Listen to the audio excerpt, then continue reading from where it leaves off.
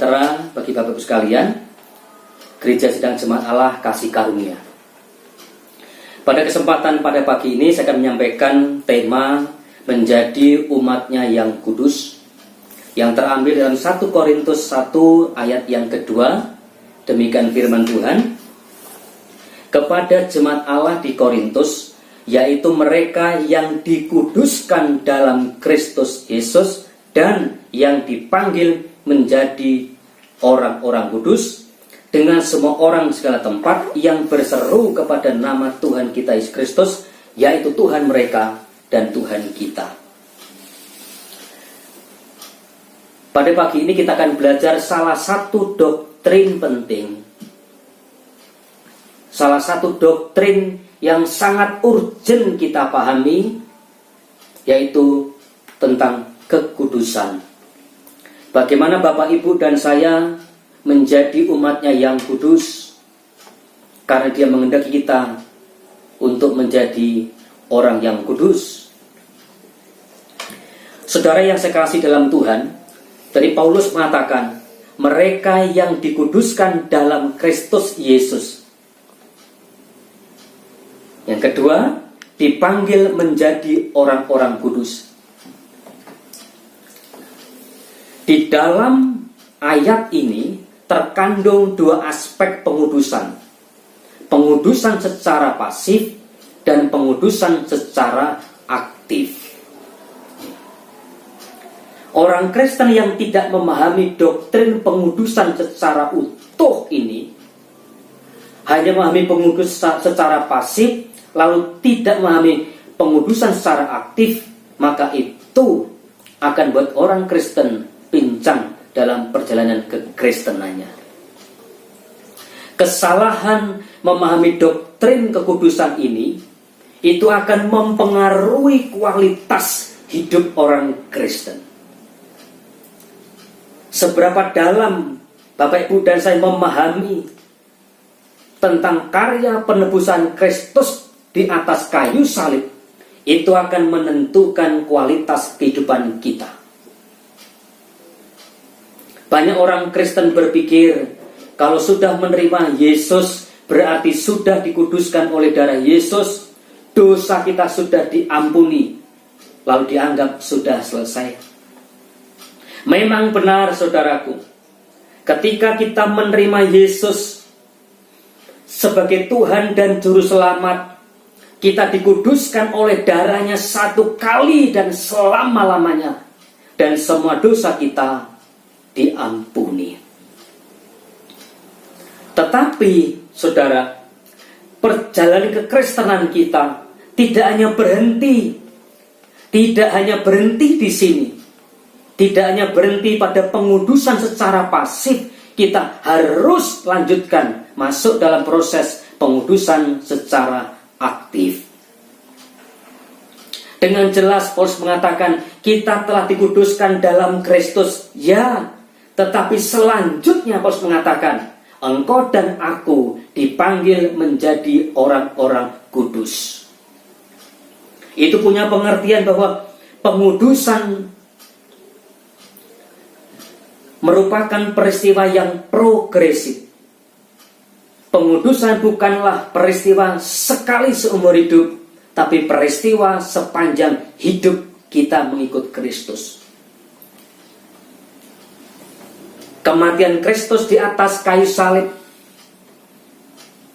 menjadikan dosa kita diampuni. Tetapi ingat, pengampunan dosa itu tidak otomatis membuat tabiat karakter kita kudus. Pengudusan oleh darah Yesus itu hanya merubah status, hanya merubah posisi kita di hadapan Allah. Dulu kita bukan umat Allah, sekarang umat Allah karena kita terima Kristus. Dulu kita anak-anak dunia, sekarang kita menjadi anak-anak Allah karena kita percaya kepada Kristus. Tetapi pengudusan oleh darah Kristus hanya mengubah status, tapi belum mengubah keadaan atau tabiat karakter kita untuk kudus sama seperti Dia adalah kudus. Bapak Ibu, saudara yang saya kasih dalam Tuhan, untuk mengubah karakter kita yang sudah dibelenggu puluhan tahun oleh kodrat dosa ini, tidak bisa diubah oleh darahnya. Darah itu hanya merupakan pintu masuk, jalan awal untuk kita diubah karakter kita serupa dengan Kristus. Disebut pengudusan pasif karena dalam hal ini manusia tidak punya peran apapun. Semua dikerjakan oleh Allah dalam Kristus dan manusia hanya menerima anugerah tersebut. Kristus mati di atas kayu salib bukan permintaan kita, bukan karena melihat sesuatu yang dalam diri kita lalu dia tertarik berbelas kasihan lalu mati untuk kita. Bukan, saudaraku. Kristus mati berdasarkan kerelaan dan kasihnya kepada kita. Itulah sebabnya Paulus mengatakan, kamu diselamatkan itu karena kasih karunia. Kamu diselamatkan itu karena anugerah, bukan hasil pekerjaanmu, itu pemberian Allah. Jangan ada seorang pun yang memegahkan diri. Saudaraku yang dikasihi dalam Tuhan Yesus Kristus, Yesus memang cukup satu kali saja mati untuk menebus dosa manusia. Itu benar. Tetapi targetnya Tuhan, kita tidak hanya menjadi orang kudus secara status atau posisi, tapi keadaan real kita benar-benar kudus sama seperti Dia adalah kudus. Tanpa kematian Kristus di atas kayu salib tidak ada penebusan dosa. Jika tidak ada penebusan dosa, maka tidak ada pengampunan dosa. Jika tidak ada pengampunan dosa, maka tidak ada seorang pun yang bisa selamat masuk surga.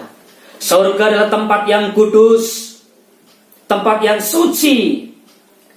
Maka barang siapa ingin ada di sana harus menyesuaikan dengan keadaan yang ada di sana, yaitu kudus. Sama seperti Allah adalah kudus. Yang perlu kita renungkan bersama pada pagi ini Bapak Ibu sekalian, untuk menguduskan Bapak Ibu, kita manusia berdosa menjadi umatnya yang kudus, hanya ada satu jalan, kematian saja, yaitu kematian Yesus yang tanpa dosa.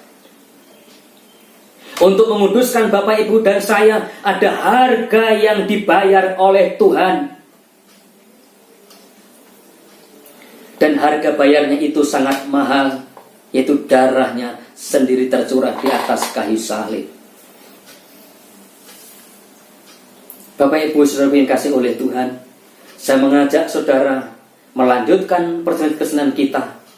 Kita tidak hanya berhenti menjadi orang kudus secara status, tapi kita menjadi orang Kristen yang kudus secara keadaan.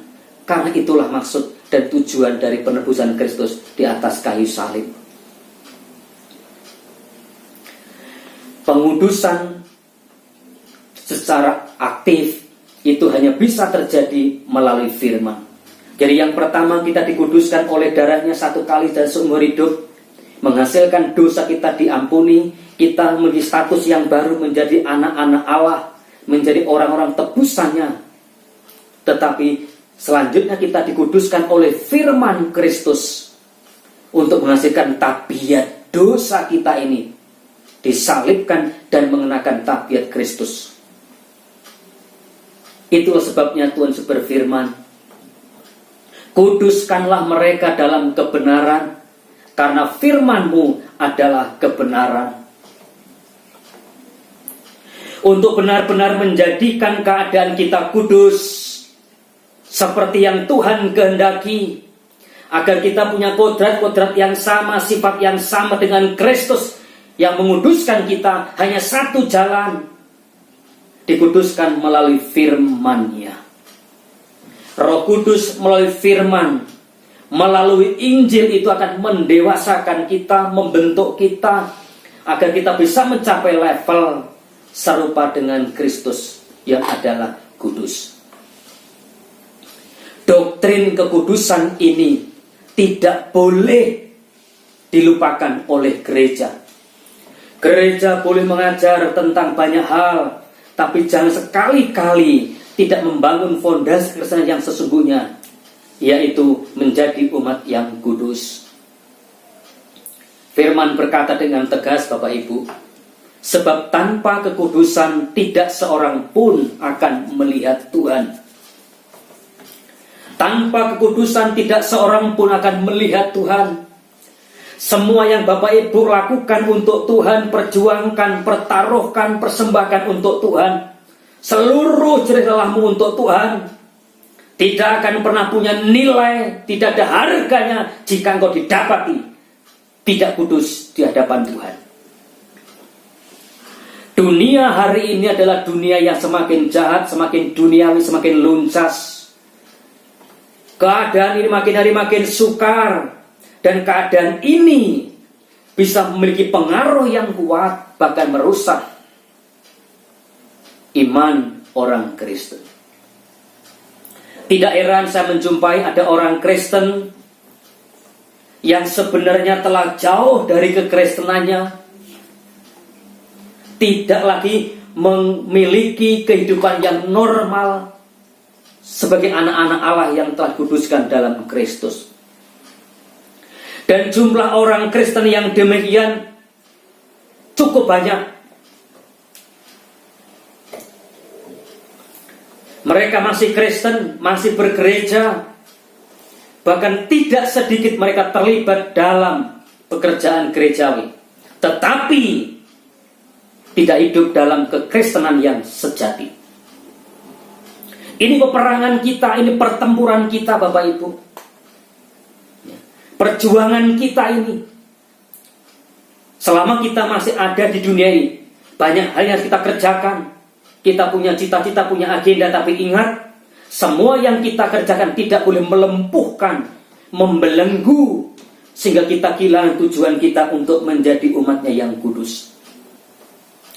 Roh-roh jahat bergerak secara aktif dan masif, berusaha menyeret banyak orang Kristen untuk bangga dengan keadaannya yang sekarang. Ya. Suasana kegelapan yang kita hadapi ini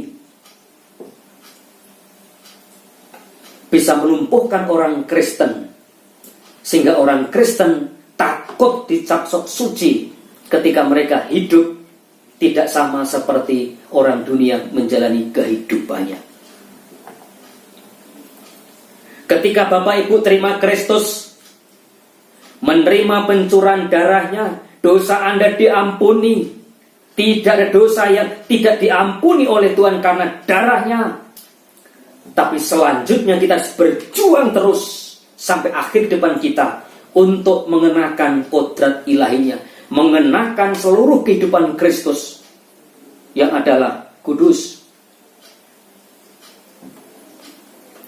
Bapak Ibu Saudara yang saya kasih dalam Tuhan, untuk menjadi umat Allah yang kudus secara keadaan itu harus kita perjuangkan.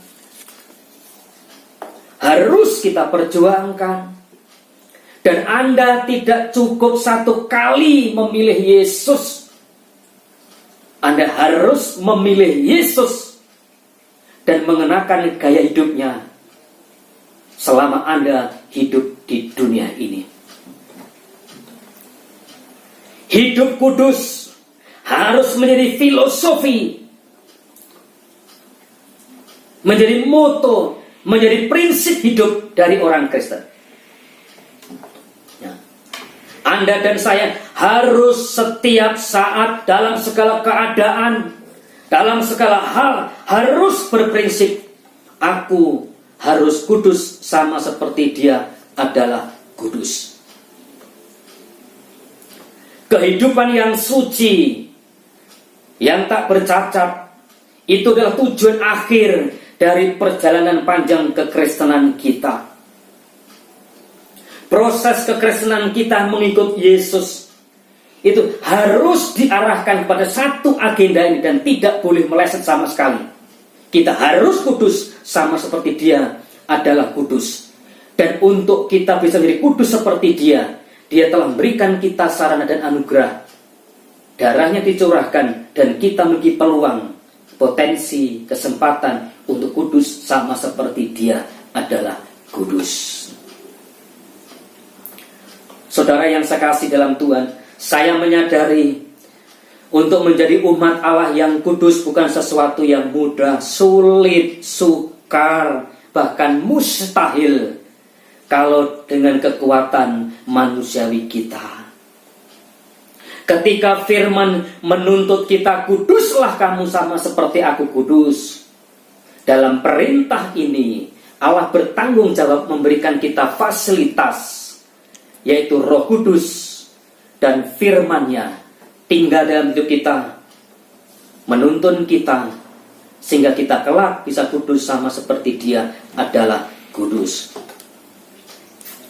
Dalam proses mengejar hidup kudus sama seperti Dia kudus, kita masih bisa gagal. Saya pun masih gagal menyenangkan Tuhan, gagal hidup berkenan. Saya pun masih gagal melakukan firman Allah. Tapi saya bersyukur kepada Tuhan, ada berita yang baik, yang menyegarkan jiwa kita. Saya ingat kisah seorang tukang periuk di dalam kitab Yeremia pasal yang ke-18. Apabila ada bejana yang dalam proses pembentukan tadi rusak, maka tukang periuk itu tidak langsung membuang bejana itu, tetapi diperbaiki kembali, dibentuk kembali menjadi bejana yang tidak kalah indahnya dengan bejana yang lain. Bapak, Ibu, Saudara yang saya kasih dalam Tuhan, kisah dari tukang periuk ini hendak menunjukkan kepada kita sekalian bahwa Tuhan kita masih memberi kesempatan untuk kita bertobat, diubah, dan dibentuk kembali. Dalam proses kekristenan kita mengikut Yesus menjadi umat yang kudus, kita masih bisa gagal dan jatuh. Tapi ingat, firman Tuhan berkata pada pagi ini, Tuhan masih memberi kita kesempatan.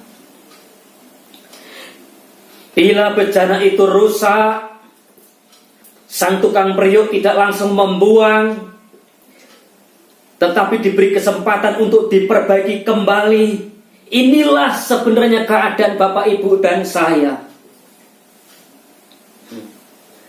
Kalau saudara gagal menyenangkan hati Tuhan, kalau saudara gagal untuk hidup suci, hidup berkenan kepada Tuhan, gagal melakukan firman Allah, Tuhan masih memberi kita kesempatan asal kita mengakui dan bertobat.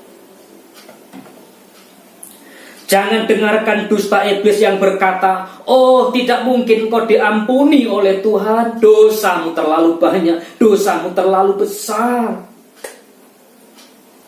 Saudara yang saya kasih dalam Tuhan, dosa itu merupakan sesuatu yang sangat serius di hadapan Tuhan. Dosa itu kalau bukan hal yang serius, tidak mungkin Yesus itu mati di atas kayu salib. Itu membuktikan betapa tragisnya manusia ketika ia berbuat dosa. Ya. Dosa merupakan pemberontakan terhadap Tuhan dan kehendaknya. Ketika Bapak Ibu gagal untuk hidup kudus sama seperti Dia kudus, sesungguhnya kita telah melukai perasaan Tuhan. Tetapi inilah yang Tuhan lakukan kepada kita ketika kita gagal untuk hidup kudus. Dia masih memberi kita waktu dan kesempatan untuk dibentuk kembali. Yang menyebabkan banyak orang Kristen menjadi lemah, putus asa, lumpuh dalam mengikut Yesus karena pengalamannya jatuh dalam dosa berkali-kali, lalu merasa tidak mungkin aku hidup kudus sama seperti dia adalah kudus. Nah, inilah tipu daya kuasa kegelapan. Tipu daya kuasa kegelapan akan menyuntikkan intimidasi ke telinga orang Kristen. Engkau sudah tidak punya kesempatan lagi. Engkau tidak mungkin kudus. Itu sesuatu yang mustahil. Memang saudaraku, tidak seorang pun bisa hidup kudus tanpa menerima Kristus dan tanpa campur tangan Roh Kudus. Ketika Bapak Ibu mendengar firman ini, engkau diintimidasi oleh lingkunganmu, dicap engkau tidak bisa kudus. Firman berkata, oleh karena kasih karunia Allah yang telah menebus kita dan Roh Kudus menyertai kita, menuntun kita, menopang kita, kita bisa kudus sama seperti Dia adalah kudus. Ya. Tuhan masih memberi kesempatan bagi Bapak Ibu dan saya untuk diperbaiki kembali. Oleh karena itu, inilah kesempatan yang indah. Inilah momen yang istimewa. Bapak Ibu bisa mendengar firman, menjadi umat yang kudus. Jangan pernah menunda-nunda lagi untuk bangkit hidup kudus sama seperti Dia adalah kudus. Bapak Ibu, saudara yang saya kasih dalam Tuhan Yesus Kristus, dalam kitab Ibrani dikatakan demikian, nasihatilah seorang akan yang lain setiap hari selama masih dapat dikatakan hari ini, supaya jangan ada di antara kamu yang menjadi tegar hatinya karena tipu daya dosa. Kata hari ini bicara momen, bicara kesempatan yang harus kita gunakan dengan segera, dengan cepat, dan tidak boleh lagi ditunda-tunda lagi. Kita punya agenda, kita bisa menunda. Kita bisa menunda untuk makan, menunda untuk pergi, menunda untuk menikah. Tapi jangan sekali-kali Anda dan saya menunda untuk hidup serius dengan Tuhan, mengenakan kehidupan yang suci. Memang Tuhan masih memberi kita kesempatan, tetapi jangan sekali-kali Anda dan saya berpikir akan ada selalu kesempatan untuk mencari Tuhan dengan sungguh-sungguh. Jangan sekali-kali Anda dan saya berpikir akan ada selalu kesempatan untuk bertobat dan memperbaiki diri. Ingat, tidak ada seorang pun yang tahu akan hari esoknya. Kalau kita tidak tahu hari esok kita, mengapa Anda dan saya tidak sungguh-sungguh mencari Tuhan hari ini?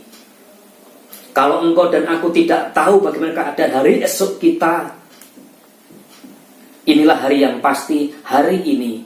Inilah hari yang dipercayakan Tuhan kepada kita untuk mencari Tuhan dengan serius. Bapak, Ibu, Saudara yang saya kasih dalam Tuhan Yesus Kristus, Tuhan Yesus di dalam Lukas pasal yang ke-13 ayat 6 sampai ayat yang ke-9, Tuhan memberikan perumpamaan tentang pohon ara. Pohon ara ditanam dengan tujuan untuk menghasilkan buah dan bisa dinikmati oleh sang petani. Tetapi setelah 3 tahun ditanam, seharusnya sudah berbuah tapi tidak berbuah. Alkitab mengatakan masih diberi kesempatan 1 tahun lagi. Dan jika tidak berbuah dan kesempatan berbuah itu berakhir, akan ditebang. Ini peringatan kepada kita sekalian. Kesempatan untuk kita menemukan Tuhan itu terbatas. Kesempatan kita untuk sungguh-sungguh kepada Tuhan itu terbatas. Kesempatan bertobat pun itu juga terbatas. Dan kesempatan itu pun juga akan berakhir.